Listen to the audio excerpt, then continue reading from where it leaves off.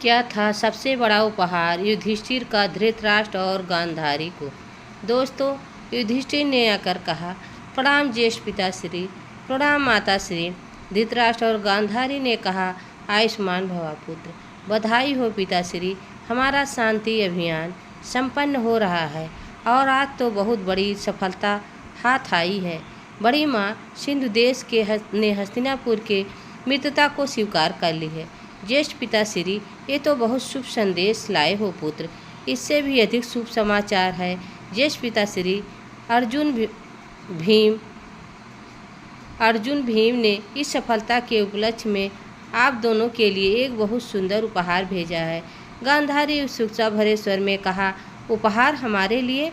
युधिष्ठिर ने कहा, हाँ बड़ी माँ, आप दोनों के लिए। क्या उपहार है पुत्र? क्या तुम साथ लेकर आए हो? साथ तो नहीं लाए ज्येष्ठ पिताश्री, परंतु उपहार ऐसा है कि आप दोनों को कष्ट करना पड़ेगा। धृतराष्ट्र ने कहा, कष्ट? किंतु हाँ ज्येष्ठ पिताश्री, आपको और बड़ी माँ को हमारे साथ राजमहल के द्वार तक चलना पड़ेगा। गांधारी ने कहा, द्वार तक?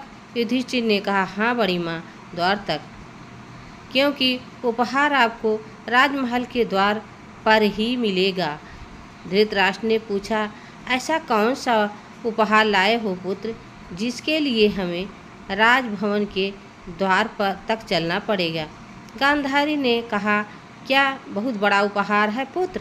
संसार में इससे बड़ा उपहार तो हो ही नहीं सकता। धृतराष्ट्र ने कहा, तो फिर चलो। युधिष्ठिर ने कहा, आइए पिताश्री, आइए बड़ी माँ। धृतराष्ट्र और गांधारी उपहार के लिए राजभवन के द्वार पर चले जाते हैं। धृतराष्ट्र ने कहा, क्यों गए पुत्र? युधिष्ठिर ने कहा, द्वार आ गया है पिताश्री, और उपहार यह था कि श्री कृष्ण भगवान ने दुशाला को हस्तिनापुर ले आए थे। धृतराष्ट्र और गांधारी अपनी पुत्री को देखकर बहुत खुश हुए और दुशाला अपने माता पिता को प्रणाम किया और युधिष्ठिर बोले, पिताश्री, यही है आप लोगों का उपहार। गांधारी ने कहा, तुम सच कह रहे थे पुत्र, इससे बड़ा उपहार माता पिता को और क्या हो सकता है। पुत्री का मिलन यही तो माता पिता का सबसे बड़ा उपहार है, और फिर तो मेरी एक ही बेटी है।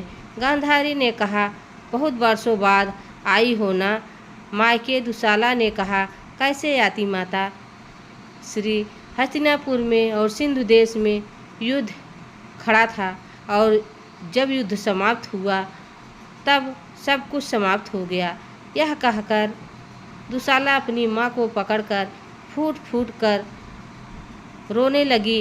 ये तो भ्राता भीम और भ्राता अर्जुन ने टूटी हुई डोर को फिर से जोड़ दिया है, नहीं तो कदाचित मैं सारा जीवन मायके ना आ पाती। केशव स्वयं मुझे लेकर आए हैं माँ। धृतराष्ट्र ने कहा, केशव, मैं किन शब्दों में तुम्हारा आभार प्रकट करूं? आभार किया हूँ तो अवश्य प्रकट कीजिए ज्येष्ठ पिताश्री। बेटी को माता पिता से मिलवाना तो बहुत पुण्य का काम होता है। आभारी तो मैं स्वयं हूँ कि ये पुण्य करने का मुझे अवसर मिला। गांधारी ने कहा, देखा पुत्र, जिसे आप अपना नहीं समझते थे उन्होंने हमारे टूटे हुए परिवार को फिर से जोड़ दिया है। धृतराष्ट्र ने कहा, तुम ठीक कह रही हो गांधारी, पांडव पुत्र हमारे लिए वो कर रहे हैं जो स्वयं हमारे पुत्र ना कर सके। युधिष्ठिर ने कहा, चलिए पिता ज्येष्ठ भ्राताश्री, भवन में चलते हैं, वहाँ दुशाला को यात्रा से थका दिया होगा। युधिष्ठिर ने कहा, चलिए केशव, तुम भी चलिए, विश्राम कर लो। भगवान श्री कृष्ण ने कहा, विश्राम विधाता ने हमारे भाग्य में लिखी कहाँ है। बड़े भैया, आप लोगों को सुख मिल गया है, मुझे शांति मिल गई, इसी में मेरा विश्राम हो गया। अब मुझे जाने की आज्ञा दीजिए।